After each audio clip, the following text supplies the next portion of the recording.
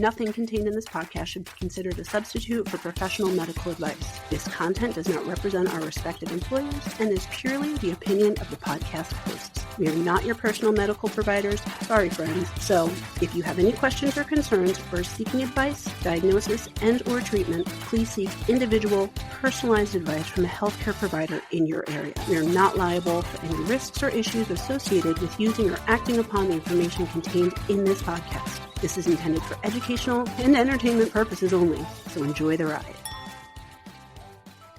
Welcome to Medical Media Mixer, the perfect cocktail. I'm Nicole Peniston, psychologist. And I'm Tara Prisco, physician assistant. All right, we ready? As I said before, as ready as I will ever be. You do anything good this weekend? What did I do this weekend? Did some work. I was supposed to do stuff around my house and I didn't.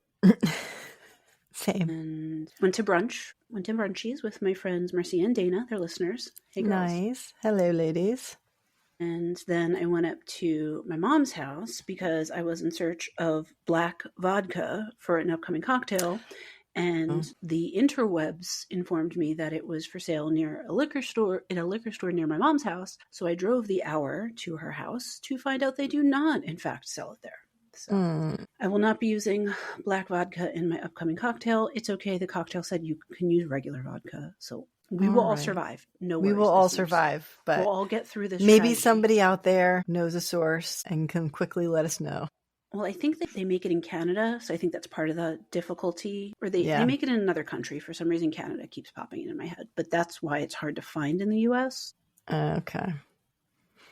And it has nothing to do with tariffs. It was always hard to find in the U.S. It's probably just more expensive now. I'm sure. Not sure if you can see on my face, on my nose, this little red spot right there. No, I'm scared. It's not measles, is it? I'm going to go closer. It is not measles.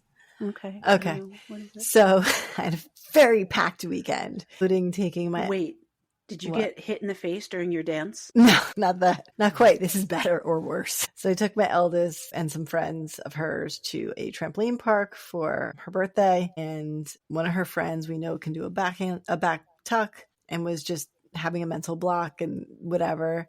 And I was like, all right, if you do a backflip. No, I don't like I'll do a backflip. No. So I made it 3/4 of the way around. It's just that my face kind of... You are elderly now. You should not be doing back tucks. Yeah, well, apparently I cannot fully do that. You can't get the full rotation anymore. No, I made about 3/4 of the way around, and then my face sort of scraped, and I lost a little skin off my nose. You know what? You got a good story to tell about it. And there is a video, but that will not be shared. I need to see it. I won't share it, I promise, but I need to see it. All right, I'll send it to you after. Awesome. Or I should send it to you now so that you can have a reaction. I mean, I'm going to have a reaction regardless. Let me text it to you right this moment so you can have a live on screen reaction to me falling in my face. Okay, I'm ready for it. I have to flip through all my... I'm nothing but spontaneous. All right, here we go. And it sounded way more sarcastic than it needed to be. I do right now. Spontaneity. I'm waiting. Nothing has come through yet. The magical internet did not. Oh, what? Oh, there okay, here we go. I'm about to view it. Okay, I see. I'm just going to give our listeners an idea. You are at some sort of trampoline park, and you are standing alone on a trampoline, looking very excited to try this. Giant smile, arms out, ready to go, braced for impact. And she's up, and she's jumping, and she's jumping. She's gaining momentum, kind of tilting to the left, and But why did the phone go down as soon as Because my daughter who was recording it was laughing so hard that she kind of saw the impact about to happen, and the phone went down. Your dignity. Okay, that's fair. That's fair. It's not as bad as I thought. I think when you were talking, even though you said it, I was picturing you on like solid ground. Yeah, no, so trampoline. But it's more about the skin just kind of scraped off my face. That's fair. Sometimes skin gets scraped off your face, and you live to tell the tale. I'm here, and I didn't break anything. I was afraid I was going to my neck or something. No, don't put that bad juju out there. Yeah, no. we're all intact. Yeah, everyone's fine. Everyone's fine. Just keep me in a bubble and tell me to stop thinking I'm young. Yeah. Well, we're not young, but that doesn't mean we're old. We're right. not young. And there was no alcohol involved either. It was just me getting caught up in the excitement of kids and trampolines, apparently. I've told people that before. Some of my best moments, and the best is in quotations, have been not involving alcohol. So, Yeah. It's a thing. So we'll start to kind of segue into today's. You're not supposed to say you're going to segue. You're just supposed to do it. We're supposed to say segue. No, you're just supposed to do it. So I haven't sipped my drink yet. My drink. Wait. So we're working on the perfect cocktail. Yes. As if you've been following along. And so I got a different mixer that was purple. Okay. It's far more purple in the bottle. I did use a lot of ice, so that's probably why it's lighter now. Mm-hmm. But another possibility if that other one doesn't flush out. You don't want to tell us what it is? It's just a lavender lemon drop. It's very similar. It was just pre-bottled mix versus the infused mix. Yeah. Nice. Yeah. Nothing special. So my drink is very blue and sort of cloudy and has pretty... You're really dialing back on that not drinking green thing. It's blue, but yes. But you mixed it to get that color. Yeah. So I'm all for it now. Blue Curacao and I are friends. We're okay. And we've documented it on this I podcast. know. You've seen my overcoming my fear of blue drinks. You heard it here, folks, guys. Medical Meaning Mixer. We can do that for you. Mm-hmm. And it's got coconut on it. So it is called the Snowflake. Ooh. So let me tell you the ingredients. Well, first you take honey. Our honey was crystallized, so I used agave. Mm-hmm. And you sort of use that to rim your glass, and then you dip it in some sweetened coconut flakes and make it all stick on there so that you can get that pretty snow-like rim. And then in a shaker, you use, let me get my exact measurements here. All right, there we go. 2 1/4 ounces of vodka, 3/4 of an ounce of blue curacao, 3 ounces of pineapple juice, and 2 tablespoons of cream of coconut. And you shake it a lot because that coconut is like that thick, creamy stuff to get it incorporated. And you strain it into your pretty glass. So I have to take a sip and see, but I imagine it tastes good. Sounds good. It's very good. It's very tropically. I'm just going to be shedding coconut flakes and eating them as we go. Okay. That's okay. You're allowed to do that. You're allowed to eat the snow as long as it's not yellow. Yes, no yellow snow, people. Or red snow. Given what you're talking about. Yes, true. That too. Spoiler alert. Sorry. So when I'm the particular media piece that I'm going to be using is the movie Society of the Snow, which was a Netflix dramatization movie. And it's the same story has been told a couple different ways, but this particular one is on Netflix. It's in Spanish. I watched it, with subtitles, not dubbed or anything. Watch it on Espanol? Yeah, well, with subtitles, I can read it. Yep. Didn't you take Spanish in high school? Yeah, but I mean, that's a whole lot of my language skills are not. Was it Miss Figueroa that taught you? She would be so disappointed. She was one. Yeah, she was one of the teachers. Yeah. Actually, no, she was probably the only one I had. No, actually, my first year I had the other one who I don't remember her name. If Sheila's listening though, she'll remember because she used to call the heater the register. Okay. But anyway, in 2023, this came out on Netflix, Society of the Snow, and it's really well done. I did not watch the original Alive, which was in the 90s. I think it was just I was not at the right age for it. And when I looked it up, it was really marketed towards our No. demographic at that Yeah, time. we were kind of young at the time. And when I looked it up to look at the two movies on like Rotten Tomatoes, that was like rated like 60% and this was in the 90s. So I was like, all right, I'll watch the one that's considered good. But part of what inspired me, actually, Morbid had done an episode of this as well. So episode 638 of Morbid podcast, they followed, and they reviewed the entire true story of this. And from what I can tell, this movie, Society of the Snow, is pretty spot on as far as accuracy of everything that happened. So if you haven't heard of this legendary flight, this is Uruguayan Air Force Flight 571, which crashed in the Andes Mountains in 1972. And they were carrying a rugby team among other people. And there are a couple documentaries as well. I feel like I have seen some of the documentaries, but I can't recall which of them. So I did tag a couple of them, but I don't remember which ones I watched back. I feel like I watched part of a documentary, but it was like on in the background. And like I knew enough periphery of the story that like it was just something like you ever like have something on in the background that you kind of already know and you're not really focused. It was something like that. So it was like, exactly. I was supposed to be learning more about it, but I really didn't because I've retained nothing other than rugby team, Andes, crash, cannibalism. Right. And that's the big thing it's known for. But there's so much more to it that's a small piece of what they did. So this is the date of the departure of this flight was October 12th, 1972. And it was a chartered flight by the Old Christians Club, which is a Uruguayan amateur rugby team. And they were traveling from Montevideo, Uruguay to Santiago, Chile for a match. And I remember them saying like, they all packed sort of warm weather clothing because Santiago, Chile would be more of a beach area. So I don't think they were prepared, obviously, for this. There were passengers and crew totaled 45 people. So 40 passengers and 5 crew members were on board. So the flight originally departed, but was forced to land in Mendoza, Argentina due to poor weather conditions over the Andes. So then the next day they actually retook off again from there. So they left about 2:18 p.m. and at approximately 3:34 p.m., the aircraft crashed into the Andes Mountains due to navigational errors and poor visibility. So there was a very specific way that they needed to go between these certain peaks and come out on the other side. And I think because of the storm, and I'm not sure if there was inexperience with the pilots or it was just a particularly bad storm, that they hit the mountain instead of going through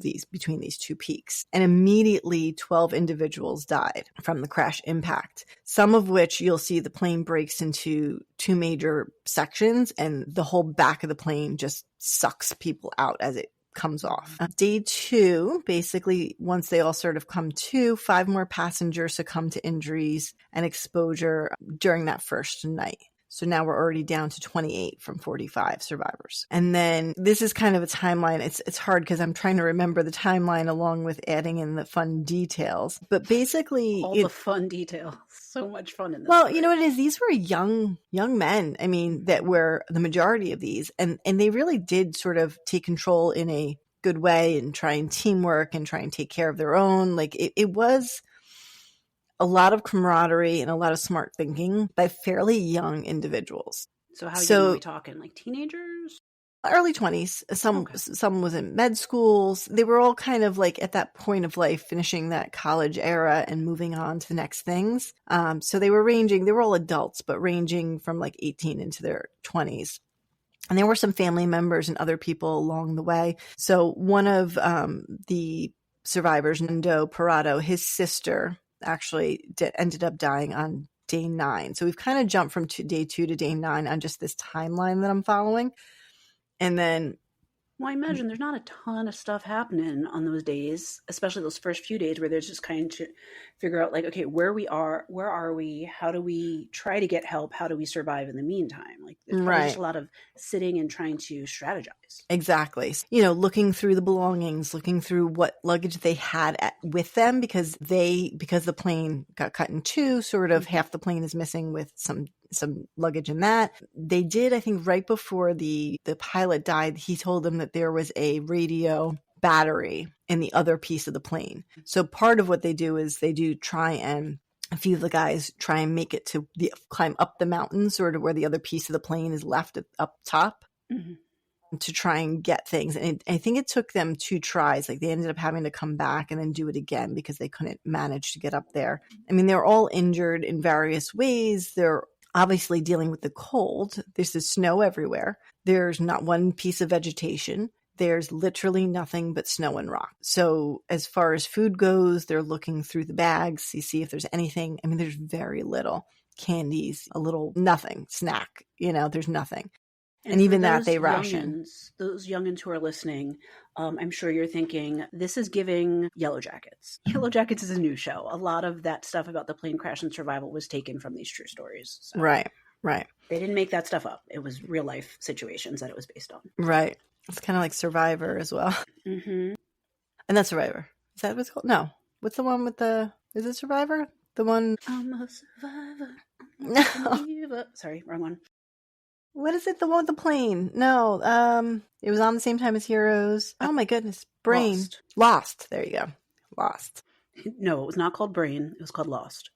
Yes, a single word. We need to make a drinking game actually during the podcast that every time Tara can't think of something and like just randomly saying words and Nicole has to guess what's in my brain, you take a drink. We're because really you good definitely at it, I feel like we know each other long enough that like I can guess. I know, what but you're thinking. like it happens almost every episode that I'm like, the thing, And I do know. Inevitably, I do know. I may not know immediately, but I will know.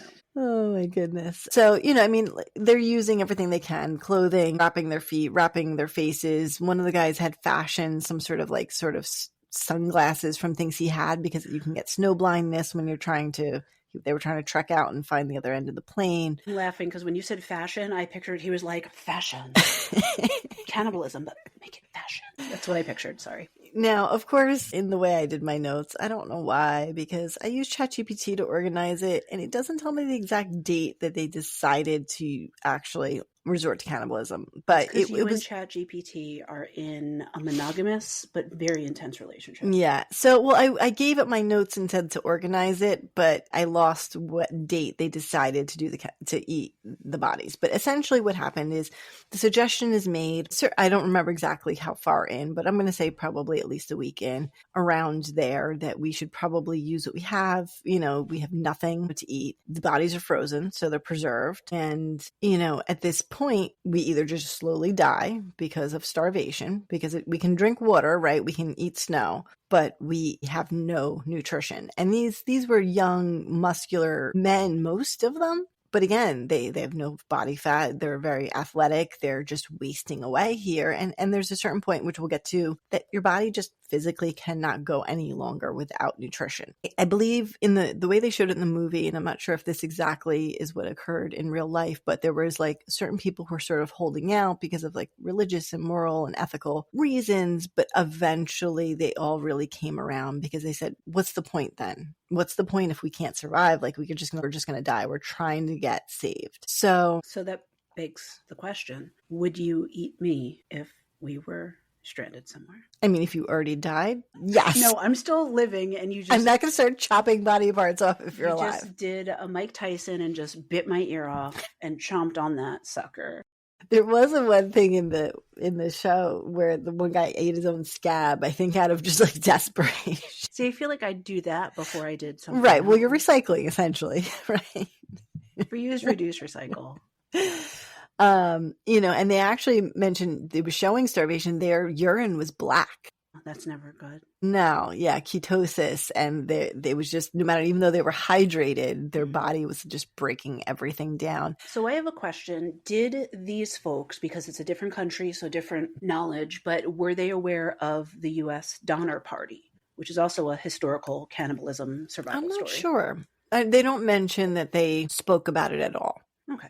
Because I'm part of me is wondering, is it just a natural instinct to say, I want to eat another human when you're in a desperate situation like that? Or had they heard other stories, not necessarily the Donner Party, but other stories just historically, oh, these people had to do this. So I don't think so. It was very much a difficult decision for them. And I think it was just never an easy decision. Yeah, I think it was just pure desperation. They just had no other choice at that point. So there were these cousins who were kind of the guys who were able to cut up the bodies. I don't remember why these two had the stomach for it, but they were the ones who were able to do it, and they did it out of sight of everybody else, and then they would just bring them little pieces of meat. So that at least got them to the point where they were nourished enough. They had the half of the plane that they were using for shelter, and they were trying to get seen. They did have planes flying over at some point, but when they were one of the trips that they were going up to try and get to this other half of the plane, they were fairly high up the mountain, and they looked down and they're we can't see the plane from here. If we can't see the remnants and where all the people are, the people up there can't see it. Yeah. Because it's such a complete whiteout, I think visibility is very, very poor. So let me get back to where I was. Okay. So then on day 17, an avalanche then strikes the crash site, which pulls the whole plane, all the people in it. Any other problems right. At all. Fills them with snow. And you see the scene, actually, the way they did it in this movie, where you just an arm coming out, the snow got in the plane, and trying to get themselves out, and then trying to dig the next person out, dig the next person out. It was like being underwater. They're just, coming up for air. And that's essentially what it is in an avalanche. You're drowning. Right. And so it ended up killing 8 more of the people on that avalanche. Was this before or after eating? Of course, because my notes aren't, I think it was after, from what I remember from the movie.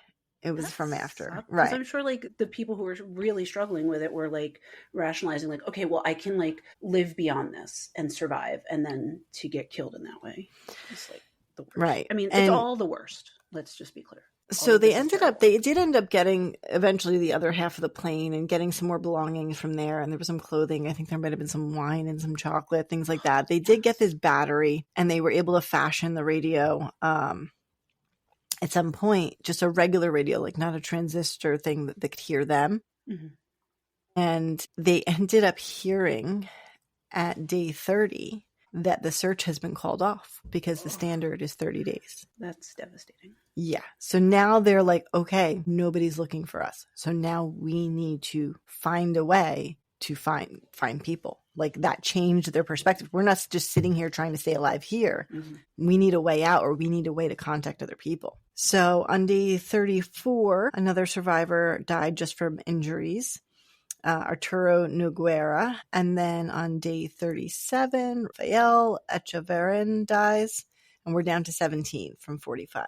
Day 60, Numa Turcati dies. Numa is played and focused on quite a bit in the movie, and he's the last death before sort of the next thing. 3 of them decide they're going to set out to try and trek basically west and hope that we keep walking until eventually we come to some civilization of some sort. So they actually fashioned sleeping bags out of some of the things they had, because now they weren't going to have the shelter of the plane. They didn't know how many days it was going to take. They took some food supplies with them, and they took this trek starting December 12th, 1972, which was day 61.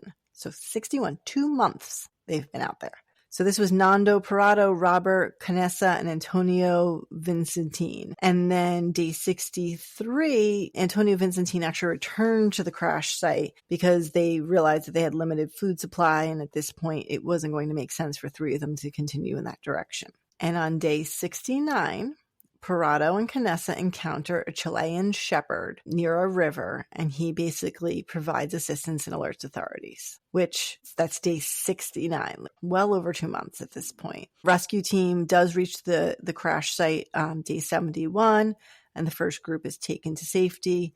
And then day 72, the rest. So a final count of survivors was 16 out of 45.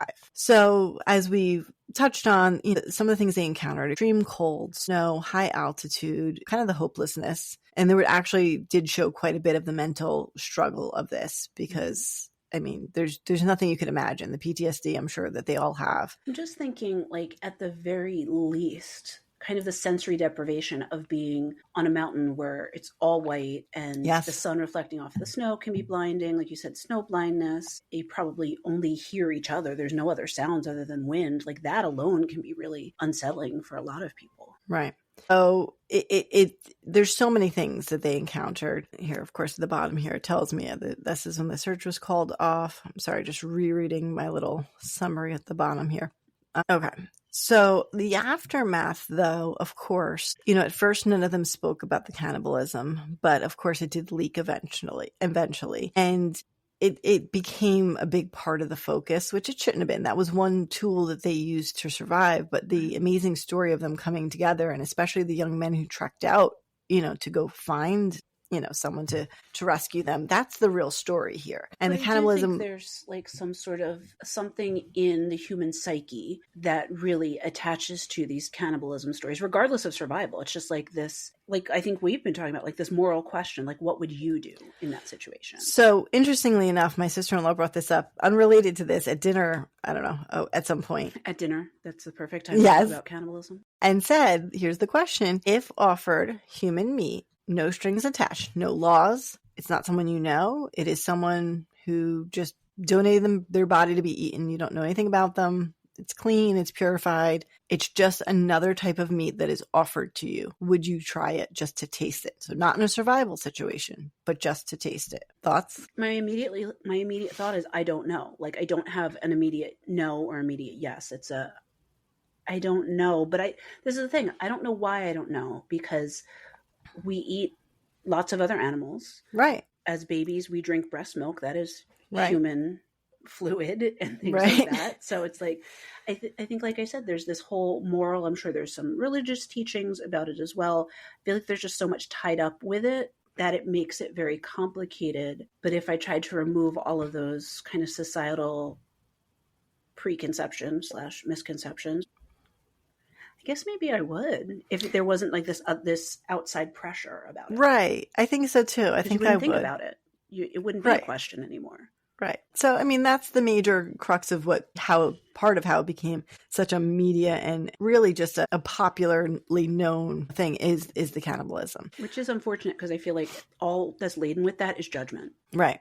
It's not saying like, wow, look how brave they were that they could do this. It's like, oh, you ate somebody? But this event is interesting. It's been studied in trauma medicine and survival psychology as well as nutritional science, basically to understand, what they did and to learn from it. So it did have some impacts in that way. And for what I remember at the end, I believe on Morbid, they spoke about how they still get together. I don't know if it's once a year or how often the survivors, just because there's nobody else who has that bond and understands what they've been through, even though it's, how many years later, 50 something, over 50 years later, those, who are still alive still get together. If it was 50 years ago, some of them were in their 20s, so they're in their 70s now, probably most of the survivors. Although I'm feeling like if you've been through something like that, cannibalism aside, if you've been through like the deepest, darkest parts of your life, you're going to need to stay in touch with those people because nobody else gets it. Exactly. It's kind of like how they have like the VFWs for veterans. There's just nobody else who gets what you've been through. And so you kind of form your own little circle of who understands it. So, a couple of the things they encountered, I'll touch on the medical aspect. So of course, number one, hypothermia. That's a huge one. So that's a medical emergency when your body loses heat faster than it can produce it, and you can have a dangerously low body temperature. The definition in Fahrenheit will be below 95, and in Celsius it'd be 35 degrees. So to understand at what level, mean nothing to me. Celsius, yeah, I know. Both of them mean nothing. I only know cold when I'm cold, and that could be 50. Well, no, your body's normally 98.6, right? Right, but like when you say like, how does that feel? I don't know. Cold feels cold. Right. I mean, but the thing is that your body's core temperature, it's only 3.5 degrees can be life or death. I mean, you think about that. And it can be from exposure to cold weather or immersion in cold water. And it's something that, obviously is studied because of military operations, other hiking things. People do need to understand it, how to avoid it, and what to do if they have signs of it. The management has changed over time. There's been advancements in guidelines and treatment protocols, but some early signs would be shivering, which of course we know. And then eventually that shivering can stop once the hypothermia worsens. You can eventually get slurred speech or mumbling, slow, shallow breathing, and then your pulse becomes weak. You can have clumsiness, lack of coordination, very lethargic, confused, and then eventual loss of consciousness. And in infants, apparently, their skin would be a bright red and cold. I'm not sure why it's not as pale. It's more bright red. But slow heart rate, low blood pressure, slow breathing, and then your pupils would dilate and you'd have decreased reflexes. And if it's untreated, you can go into a cardiac arrhythmia. I mean, it's a type of shock. We can have respiratory failure. And frostbite and gangrene we'll speak about separately because this is about your core body temperature, whereas that's more about specific. Extremities. Right, exactly. And of course, the more medical conditions you have and age are going to make you more susceptible to hypothermia. So somebody who is in more of a poor health would be more at risk than these younger, fit people who they were able to manage. If this is a national rugby team, we're thinking these are men who are young at their prime, very fit. Right. So they were the best equipped to try to survive this, aside from injuries. Of course, right. I mean, and some of them, of course, the entire plane crashed and was torn in half. So there were other physical injuries. But immediately, if someone you suspect has hypothermia, of course, move them out of the cold, remove any wet clothing, use blankets to warm them. You can apply warm but dry compresses to the neck, chest, or groin, and offer them warm beverages if they're conscious. If it is more of a medical emergency, then you would do passive external rewarming. So they have special rewarming blankets and heating devices, and they can also do warmed IV fluid. So that would be internal rewarming. So if you picture like putting that saline IV bag inside like a warming, and it's going to come into your body instead of at room temperature, which is colder than your body's temperature, it'll come in at a warmer, which will help with that. Sorry, I have a tickle. I think I have You've got some human flesh in your throat. a little coconut. Oh, coconut. It's just some hair. There we go. They'll be monitoring the vital signs, cardiac monitoring. And that would be usually like an ER and into ICU eventually if you had true hypothermia. So frostbite is a little different, and that's, like you said before, the extremities, right? So cold-induced injury when the skin and the underlying tissue freeze due to prolonged exposure to freezing temperatures. And the most severe form of this would result in actual permanent tissue damage, and that's where you can see fingers, toes, being not salvageable. Mm.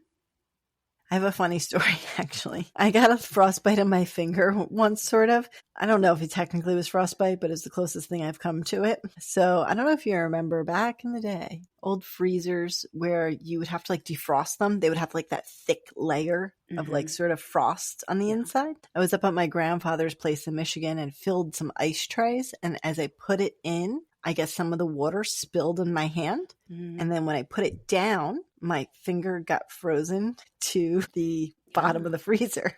Yeah.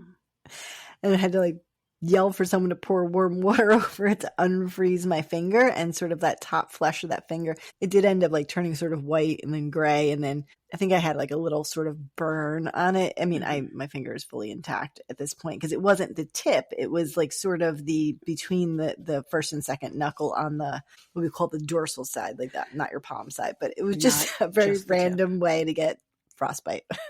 It is very random. But they don't have freezers like that anymore, so we're good. They don't, probably for that reason and more. So frostbite can happen. Typically, anything below freezing, it could happen. So 32 Fahrenheit, 0 degrees Celsius. Worsening would be if the wind chill, high moisture, a prolonged exposure, inadequate clothing or protection. And then things like alcohol use, smoking, or other like circulation conditions could make you more likely to have that. And then, of course, being immobile, mentally impaired, or exhausted in a cold environment. So, of course, their bodies were going through that where they probably couldn't move around a lot. And that would put them more at risk because you're not making that blood circulate. So what body parts do we think are most susceptible? Fingers and toes. And the tip of your nose. Yes, so fingers and hands, toes and feet, nose, ears. We can't forget those. Cheeks and chin. But I'm going to add one to that list. If you're not dressed. Genitalia. Yeah, the penis. It sticks out there. And your nipulars. Yes, true. I mean, so one of the things we learn in school is not to give epinephrine, which is a vasoconstrictor. So sometimes when you're numbing something to suture it, you will have epinephrine mixed with the lidocaine because it stops blood flow so that you can numb it and then you can suture it without like a bloody site, and it'd be a nice, easy way to suture it. But they always told us fingers, toes, penis, and nose are the places you don't put that because you don't want to constrict blood flow there. So it's the same solid concept. Advice. It's the same concept. Although I think now they say it's okay to use epinephrine there. I don't know. I'm old school. I go by the chant that I learned. Well, no epi in those spots. Neither of us have that to protect, so I think we're in the clear. Yeah. And I would say most of the time that area is going to be protected by clothing and just warmth of your like legs and thighs and things. But you never know. So frostbite has a few stages. So very, very early be frost nip, red or pale skin. See, we said nip. It works. Frost nippies. Got it. Red, pale skin, numbness or tingling, but there's no permanent tissue damage with that. Then there's superficial frostbite where the skin turns pale or white and ice crystals may form. Blistering may occur after rewarming, and the tissue will remain soft beneath the surface. So I think that's probably what I had. Mm-hmm. And then deep frostbite is muscles, tendons, and bone can be affected. That sounds much more painful. Yes. The skin becomes waxy, blue, or black. And then eventually they get a loss of sensation because the tissue may die. So if you think about a burn, so the complete opposite, a 3rd degree burn tends to not be as painful because you've actually damaged the nerves. whereas a first or second degree can hurt like hell. So same concept. Once you get down deeper into the tissue, you actually lose some of that sensation. Yeah. Complications, blistering. So similar to burns, pain and swelling during that rewarming when you're trying to warm them back up. It hurts worse. And then they could eventually have permanent numbness or chronic pain. Eventually you can get an infection, gangrene. You might require amputations. So not fun. Keep your feet and your hands warm. And your peen. And your nips. Keep everything warm and covered, especially when you're in the snow. Exactly. So in order to rewarm the person for this, you would want to put the affected areas in warm but not hot water. So somewhere between 98.6 to 102.2 Fahrenheit or 37 to 39 Celsius. And you actually want moist heat in this, not dry heat. So it's kind of the opposite of hypothermia. Of course, pain management. If this is a severe case, you're going to need to manage their pain, tetanus, prophylaxis. Pain management. I Yes, was like, what? It's pain on the mind, apparently. How are we managing the peens? Not well, apparently. And then some of these, if they're having severe systemic problems because, say, they need a toe, foot, whatever, amputated, they may require like ICU admission and things like that. Oh, yeah, I would assume so. Especially, I would assume that if it's to that level, you probably have frostbite on multiple regions. So it's not like they're just addressing one area. Yeah. Right. And then, of course, follow-up would be wound care and definitely physical therapy for whichever areas were affected. Yeah. And then, the psychological support for impacts on the disfigurement, losing limbs or losing digits, can be mentally taxing. Yeah. All right. So let's talk a little bit about starvation. No. I've been very lucky to never have starved in my life. Never. So acute malnutrition is defined by rapid weight loss, muscle and fat wasting, and nutritional deficiencies that eventually impair your bodily functions. We use your BMI to calculate. So we know that that BMI is what defines if you're underweight, normal weight, overweight, obesity, morbid obesity. But when it comes to a survival situation like this, it's very different than a chronic malnutrition. This is an acute malnutrition. Mm-hmm. So it does act a bit differently. So we're not talking about a child who doesn't eat or even children maybe in third world countries who have poor access to food, because that's more on a chronic scale. This is definitely where your body's actively catabolizing itself. It really is feeding off devouring your itself. Your tissues. Yeah. I'm just thinking this is not at all related, but when I had gastric bypass, I lost weight very quickly. And one of the side effects of that was gallstones. And so I'm thinking we're not just worried about the initial starvation. It's what damage is then done to the body after if these people are okay to survive. Right. I mean, they're going into acute ketosis, which can throw off your electrolytes significantly. Particularly, there's different kinds of malnutrition that we kind of learn in the book. So marasmus is basically all calorie intake, that's the definition of that type of malnutrition. And kwashiorkor is specifically protein deficiency, but with adequate calories. They would be combined. They would be the mixed type because they're having severe calorie deficit and severe protein deficit. And, essentially it can take, let me see how many days. I believe I wrote it somewhere, but of course. Probably not as long as we think. Yeah, I believe it's 14, but of course my notes are not as organized. ChatGPT and I are getting divorced. You should. It did not organize it in the way that I instructed it to organize it. Well, I'm sure the hubby is very upset about this extracurricular experience you're having. But I just had something to pop in my head about that. Crap, it popped back out. It was something about some other media piece that talks about starvation that was not Yellow Jackets or one of those other shows. Oh, I can't remember it now. That's all right. It'll come to me. But essentially, an acute situation like this, they made the right choice. They had to, or else they wouldn't survive. Typically, in the very beginning timeline, days to weeks, they're just going to have weakness and that weight loss. And then further in, weeks and weeks in, they're going to have muscle and fat wasting and diminished physical ability to do things. I just remembered, Mm-hmm. which maybe you can cover in an upcoming episode because it will connect to your starvation here. Mm-hmm. It was based on a true story, but it's a movie about a woman who claims to have not eaten for months and is surviving purely on air and religious ecstasy, which the movie, I think, like debunks it, but I've heard other stories about that in the past. I know for a Okay. little while it was a trend about Okay. being on the air diet. So maybe that's something you can cover in an upcoming Awesome. episode. That definitely sounds like I'll a good send one you to my cover. sources. Absolutely. The thing is, a lot of what I found source-wise for this are going to be more either about chronic malnutrition because of lack of resources, or typically in a hospital setting, patients who aren't eating and then they need some sort of artificial nutrition or something like that. There's not a lot about survival starvation out there because it's not something you can study per se.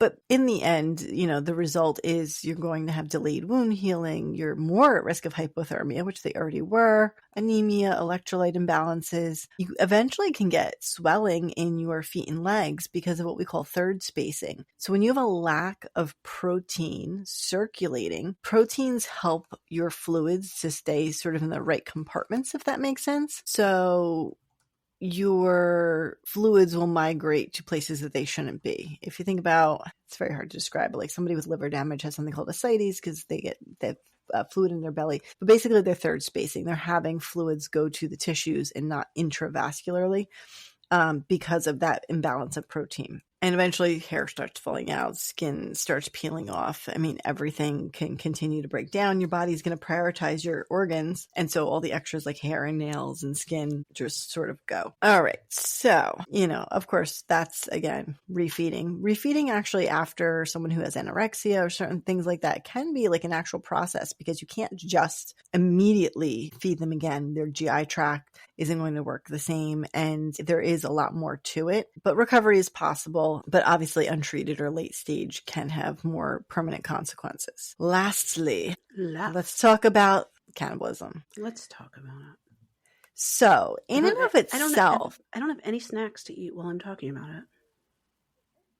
In and of itself, cannibalism by itself, eating human flesh versus cow flesh versus pork versus chicken versus whatever, is not dangerous in it of itself. Well, and we are not the only species who has eaten our own kind. Right. Actually, we're probably one of the only species that doesn't typically eat our own kind. Right. The problem comes, and there are some insular populations or communities where there have been diseases, though, because of this. And I know one of the ones you're going to talk about, but the one that's the more psychological. Well, they're both they actually both are prion diseases. So you definitely know about these. Kuru. Yeah, that was the one I was thinking about. You're thinking the other one. That's going to be mentioned as well. So Kuru is a fatal neurodegenerative disorder, and it was prevalent among the Foray people of Papua New Guinea because of ritualistic consumption of human brain tissue. And so in and of itself, in a survival situation, it's not likely that somebody's carrying Kuru. But it's also, I'm thinking in like a survival situation, by the time you get to eat in the brain, like you're probably not going to survive very much longer anyway. Like that's not the first body part you're going to go to. Right. But this was in that particular community, part of their ritual. So Right. Of course it became a big thing because the next person had it and the next person had it. And then they're just spreading it.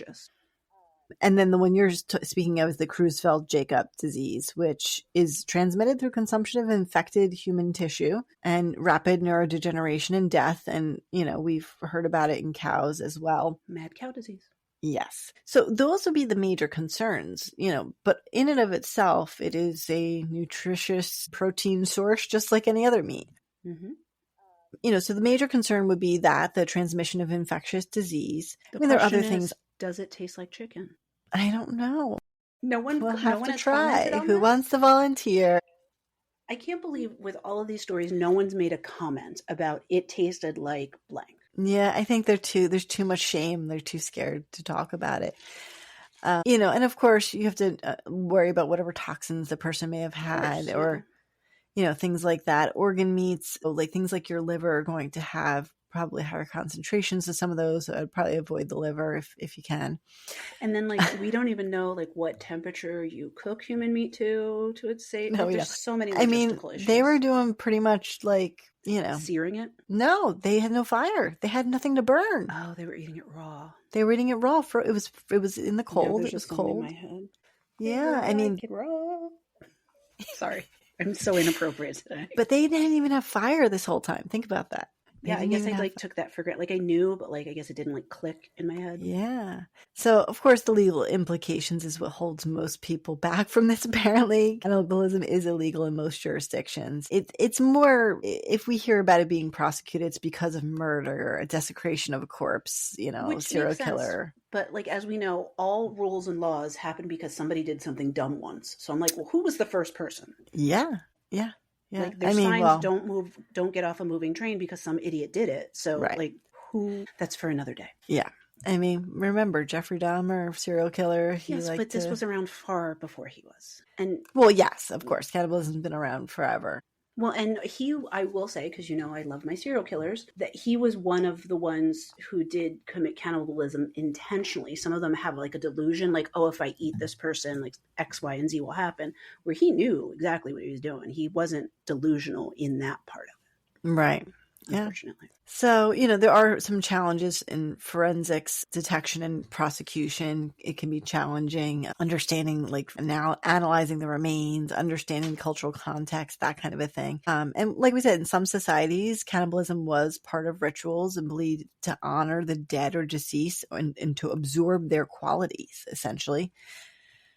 And then as we just obviously talked about this whole time, survival cannibalism, is really probably where we would see it, I guess, more often.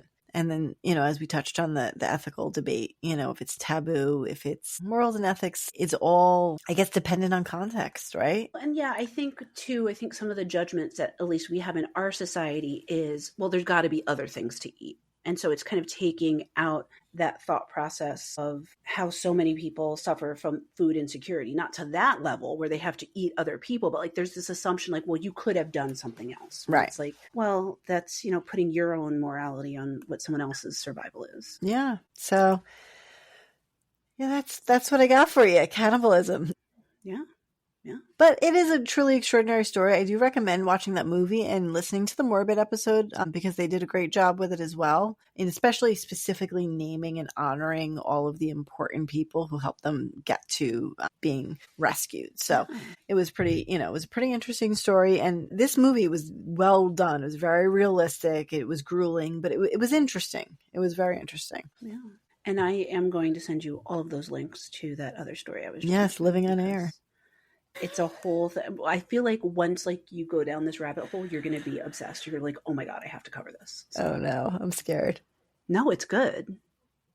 There's something else my hairdresser told me about that we have to look up. The Liver King? Yes, I watched that. Okay. It's like 3 episodes on Netflix, similar to Tiger King, but not so much. And honestly, it seemed more bizarre than it actually was. Like once you start watching it, you're like, oh, okay. Right. Yeah. So she told me the whole idea. So yeah. And it's only 3 episodes. So you can watch that. Easily.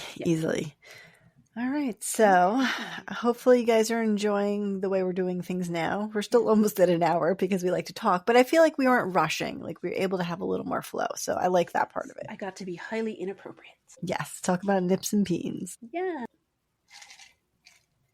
As she just quietly takes a sip of her drink. I was going to say, a day does not go by when we don't talk about a nip or a peen. I mean, you in the medical field, me, not as much, but, I mean, I try only if necessary. If necessary.